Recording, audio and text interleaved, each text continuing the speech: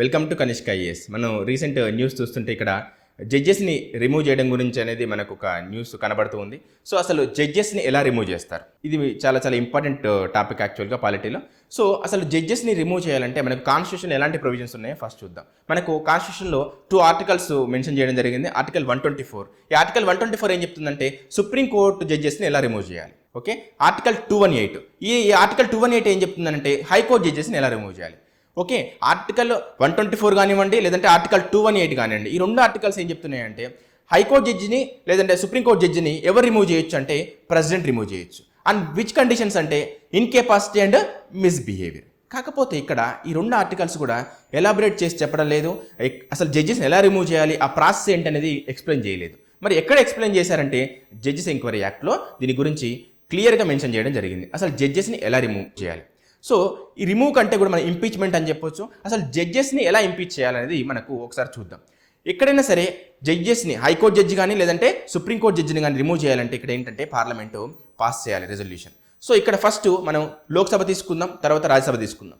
లోక్సభ తీసుకుంటే ఇక్కడ మనకు స్పీకర్ హెడ్గా ఉంటారు. సో ఈ లోక్సభలో జడ్జిని రిమూవ్ చేయాలి, ఆ రెజల్యూషన్ పాస్ చేయాలి, ఇంపీచ్మెంట్ మోషన్ పాస్ చేయాలంటే ఇక్కడ ఏం చేయాలంటే మినిమం 100 మెంబర్స్ వాళ్ళు ఈ జడ్జిని రిమూవ్ చేయండి అని చెప్పేసి స్పీకర్ని రిక్వెస్ట్ చేయాలి. అదే రాజ్యసభలో చూస్తే మనకు మినిమం 50 మెంబర్స్ రిమూవ్ చేయండి ఆ జడ్జిని అని చెప్పేసి చైర్మన్కి వీళ్ళు రిక్వెస్ట్ చేయాలి. సో ఇలా చేసిన తర్వాత ఏమవుతుంది అంటే ఆ చైర్మన్ కానివ్వండి, ఆ స్పీకర్ కానివ్వండి, ఎందులో ముందు చేస్తే వాళ్ళు ఏం చేస్తారంటే దీన్ని ఒక 3 మెంబర్ కమిటీకి పంపిస్తారు. ఆ కమిటీలో ఎవరెవరు ఉంటారంటే ఇక్కడ supreme court judge, chief justice of high court, A high court అయినా కావచ్చు, అది ఆయన ఇష్టంతో చూస్ చేసుకుంటారు. అది కంప్లీట్గా డిస్క్రిషనరీ పవర్.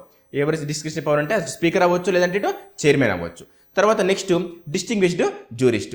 ఇలా 3 మెంబర్ కమిటీ ఉంటుంది. ఈ 3 మెంబర్ కమిటీ వాళ్ళు ఎంక్వైరీ చేసి వాళ్ళు ఏవేవైతే తెలుసుకుంటారో వాటన్నిటిని ఈ సబ్మిట్ చేయడం జరుగుతుంది. స్పీకర్కి కానివ్వండి, లేదంటే రాజ్యసభ చైర్మన్కి కానివ్వండి. ఇక్కడ సబ్మిట్ చేసిన తర్వాత రిపోర్టు వీళ్ళు ఆ రిపోర్ట్ని బేస్ చేసుకొని ఇక్కడ మోషన్ని పాస్ చేయడం జరుగుతుంది. ఒకవేళ మోషన్ పాస్ అయింది అనుకోండి, ఇంపీచ్మెంట్ మోషన్ పాస్ అయిపోతే ఏం చేస్తారో ఆ జడ్జిని రిమూవ్ చేయండి అని చెప్పేసి ఇక్కడ ప్రెసిడెంట్కి పంపడం జరుగుతుంది. దీనికంటే ముందు ఒకవేళ అది లోక్సభలో ఫస్ట్ ఇనిషియేట్ అవుతుంది, దాన్ని రాజ్యసభకు పంపించాల్సి ఉంటుంది. లేదంటే రాజ్యసభలో ఇనిషియేట్ అయితే ఫస్ట్ నెక్స్ట్ ఏం చేయాలి, లోక్సభకు పంపించాలి. తర్వాత ఈ 2 సభలు పాస్ చేసిన తర్వాత ఇంపీచ్మెంట్ మోషన్ తర్వాత ప్రెసిడెంట్కి పంపిస్తారు. ఇంకొక ఇంపార్టెంట్ పాయింట్ ఏంటంటే ఇక్కడ ఇది స్పెషల్ మెజారిటీతో పాస్ చేయాల్సి ఉంటుంది, ఆర్డినరీ మెజారిటీ కాదు. సో ప్రెసిడెంట్కి పంపించిన తర్వాత ప్రెసిడెంట్ అసెంట్ ఇస్తారు. దాంతో ఇక్కడ ఈ జడ్జెస్ రిమూవ్ ప్రాసెస్ అనేది కంప్లీట్ అవుతుంది. సో ఇక్కడ మనం చూస్తే ఇక్కడ 3 థింగ్స్ చాలా చాలా ఇంపార్టెంట్. ఫస్ట్ ఏంటంటే ఆర్టికల్స్.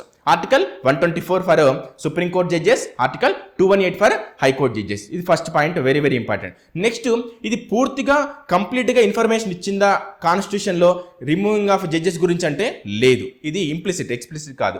సో ఇక్కడ ఏం చేశారు, ఓన్లీ ఇన్కేపాసిటీ మిస్బిహేవియర్ అని చెప్పి మాత్రమే మెన్షన్ చేశారు, కానీ ఇంకా పూర్తిగా అసలు జడ్జెస్ని ఎలా రిమూవ్ చేయాలి అని చెప్పేసి మెన్షన్ చేయలేదు. సో దానికోసం మనం ఏం చేసాం, జడ్జెస్ ఎంక్వైరీ యాక్ట్ అనేది పార్లమెంట్ పాస్ చేయడం జరిగింది. దాంట్లో క్లియర్గా మెన్షన్ చేయడం జరిగింది. సో మనకి ఎగ్జామ్ పాయింట్ ఆఫ్ వ్యూలో ఇవి చాలా చాలా ఇంపార్టెంట్. ఆర్టికల్స్ కానివ్వండి, లేదంటే జడ్జెస్ ఎంక్వైరీ యాక్ట్ కానివ్వండి, లేదంటే ప్రొసీజర్ కానివ్వండి, ఎలా రిమూవ్ చేస్తారనేది కూడా చాలా చాలా ఇంపార్టెంట్.